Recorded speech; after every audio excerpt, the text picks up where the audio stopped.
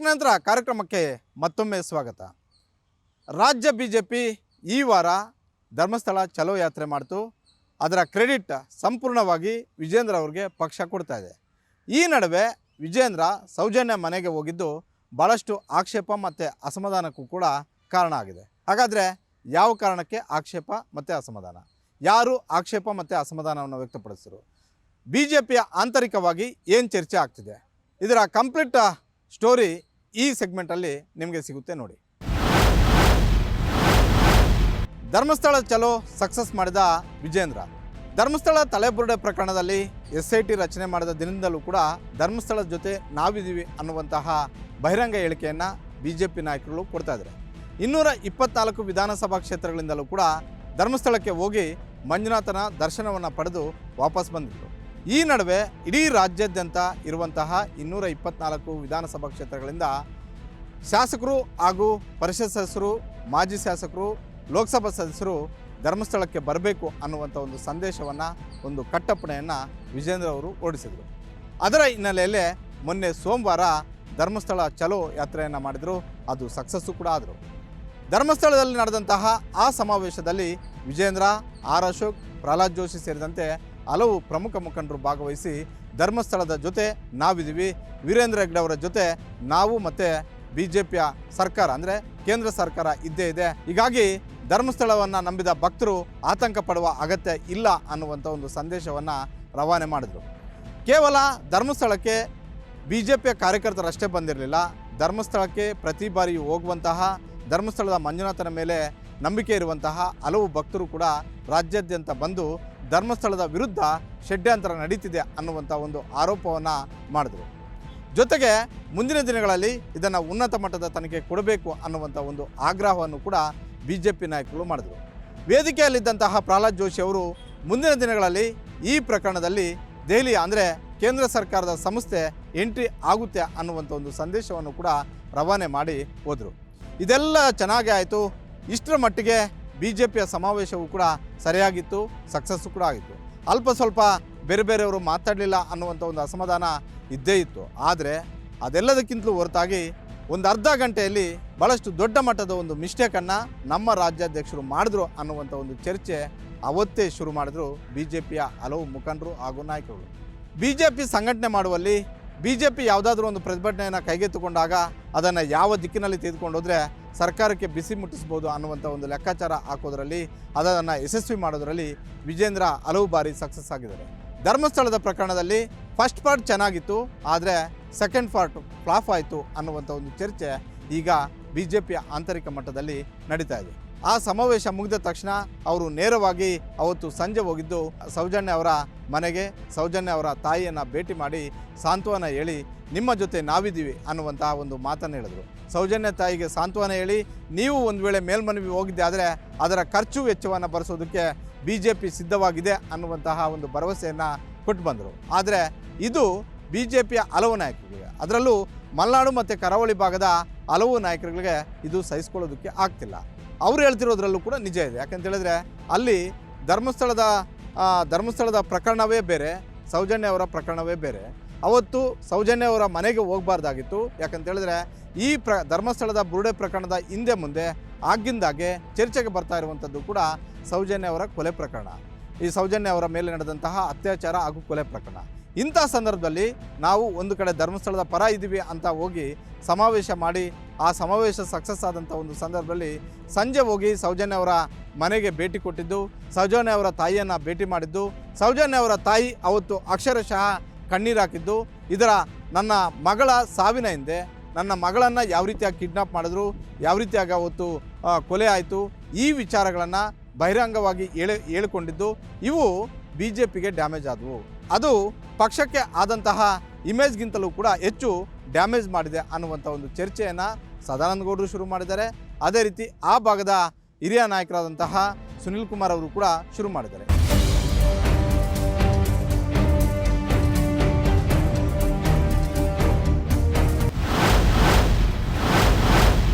ಇನ್ನು 1.5 ವರ್ಷ ವಿಜೇಂದ್ರ ಅವರೇ ಬಿಜೆಪಿಯ ರಾಜ್ಯಾಧ್ಯಕ್ಷ.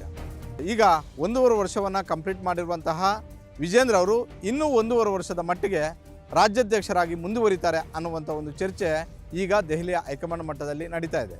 ಯಾಕಂತ ಹೇಳಿದ್ರೆ ಈಗ 1.5 ವರ್ಷ ರಾಜ್ಯಾಧ್ಯಕ್ಷರಾಗಿ ಕೆಲಸ ಮಾಡಿದಂತಹ ವಿಜೇಂದ್ರ ಅವರನ್ನು ಬದಲಿಸಿದರೆ ಬೇರೆ ಬೇರೆ ಸಂದೇಶಗಳು ರವಾನೆ ಮಾಡ್ತವೆ.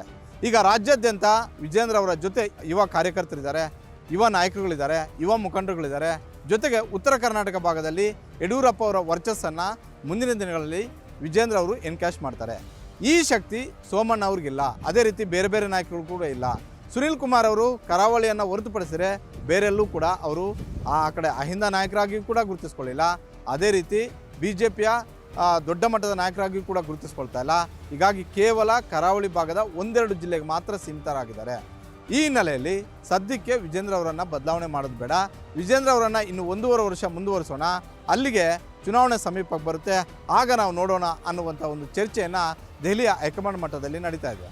ಕಳೆದ 20 ದಿನಗಳಿಂದಲೂ ಕೂಡ ರಾಜ್ಯ BJPಯ ಅಧ್ಯಕ್ಷರನ್ನು ಬದಲಾವಣೆ ಮಾಡಲೇಬೇಕು ಅಂತ ಒಂದು ಕಡೆ ರೆಬಲ್ಸ್ ಹಾಗೂ ಟೀಮ್, ಮತ್ತೊಂದು ಕಡೆ ತಟಸ್ಥರ ಬಣವು ಕೂಡ ಆ ರೀತಿಯಾದಂಥ ಒಂದು ಸರ್ಕಸನ್ನು ಅಮಿತ್ ಶಾ, JP ನಡ್ಡಾ ಅವರನ್ನು ಭೇಟಿ ಮಾಡಿ ಭಾಳಷ್ಟು ಚರ್ಚೆಗಳನ್ನು ಮಾಡಿದರು. ರಾಜ್ಯದಲ್ಲಿ ಯಡಿಯೂರಪ್ಪ ಮತ್ತು ವಿಜೇಂದ್ರ ಅವರನ್ನು ನೆಗ್ಲೆಕ್ಟ್ ಮಾಡಿದ್ದಾದರೆ ಪಕ್ಷವನ್ನು ಸಂಘಟನೆ ಮಾಡುವಂಥ ಒಂದು ಶಕ್ತಿ ಸಾಮರ್ಥ್ಯ ಇವರಿಗೆ ಇದೆಯಾ? ನಾವು ಅವರನ್ನು ನೆಗ್ಲೆಕ್ಟ್ ಮಾಡಿ ಪಕ್ಷವನ್ನು ಉಳಿಸ್ಕೊಳ್ಳೋದಕ್ಕೆ ಸಾಧ್ಯವಾಗುತ್ತಾ? ಇವರನ್ನೇ ಕೇಳಿದಾಗ ಹಾಗಾದರೆ ನಿಮ್ಮ ಮಟ್ಟದಲ್ಲಿ ಯಾರು ಜವಾಬ್ದಾರಿ ತೆಗೆದುಕೊಳ್ತೀರಾ?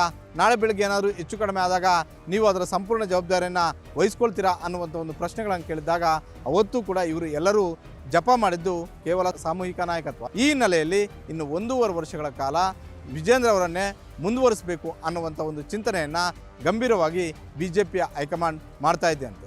ಎರಡೂ ರಾಷ್ಟ್ರೀಯ ಪಕ್ಷಗಳು ಕೂಡ ಧರ್ಮಸ್ಥಳದ ವಿಚಾರದಲ್ಲಿ ಕ್ರೆಡಿಟ್ ಪಾಲಿಟಿಕ್ಸನ್ನು ಶುರು ಮಾಡಿದ್ದಾರೆ.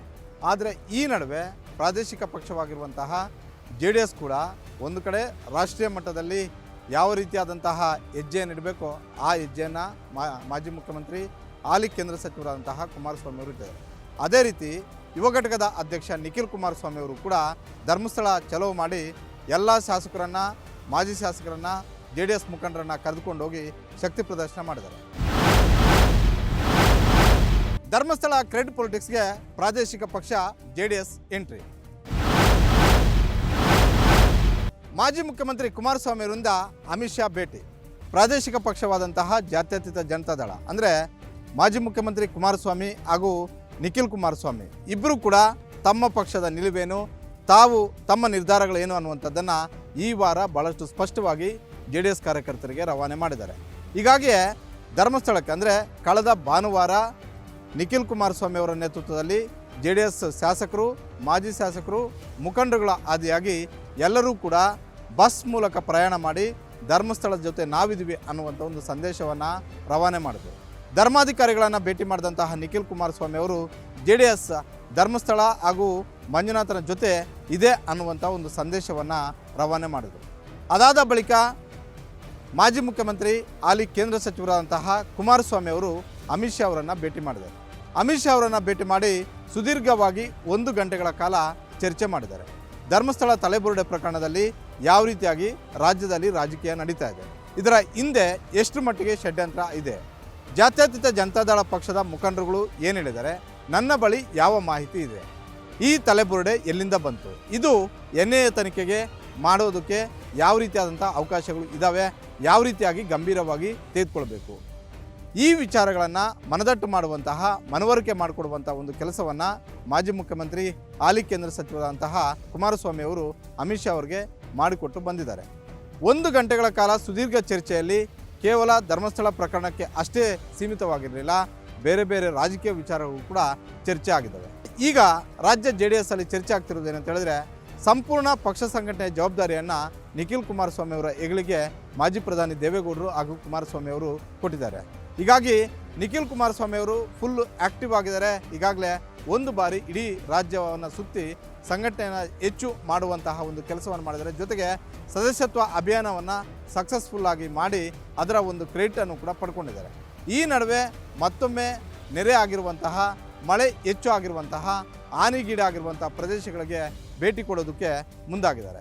ದೇವೇಗೌಡರೇ ಸ್ವತಃ ಕರೆದು ನೀನು ಹಿಂಗಲ್ಲ ಈಗ ಹೋಗಬೇಕು ಅನ್ನುವಂಥ ಒಂದು ಸಲಹೆ ಮತ್ತು ಮಾರ್ಗದರ್ಶನವನ್ನು ಕೊಟ್ಟ ಬಳಿಕ ಅವರು ತಮ್ಮ ಒಂದು ರೂಟ್ ಮ್ಯಾಪನ್ನು, ತಮ್ಮ ಜೊತೆ ಇರುವಂತಹ ಮುಖಂಡರುಗಳನ್ನು ಕೂಡ ಹೆಚ್ಚು ಮಾಡಿಕೊಂಡು ಹೋಗುವಂತಹ ಒಂದು ಕೆಲಸವನ್ನು ಮಾಡಿದರು. ಈಗ ಎರಡನೇ ಬಾರಿಗೆ ಅವರು ರಾಜ್ಯ ಪ್ರವಾಸಕ್ಕೆ ಹೋಗ್ತಾ ಇದ್ದಾರೆ.